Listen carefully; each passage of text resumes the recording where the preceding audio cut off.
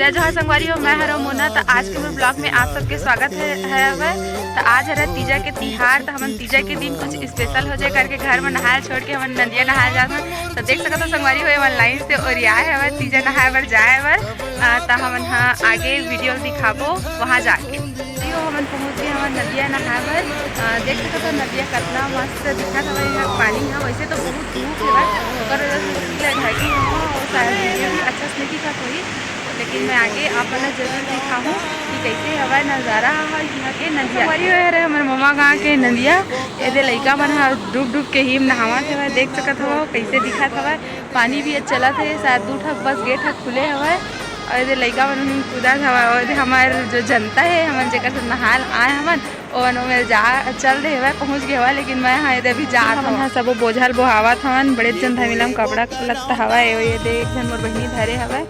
नहीं बहु कहा थी सब सियान आदमी ही भर आए हमारे संग में ते नहीं धरी कौन धरी अभी मन बताओ। अब नहा रहे हैं, देख सकते सब नहा रहे हैं तैयार होके अवेला हमन घर जाने वाला।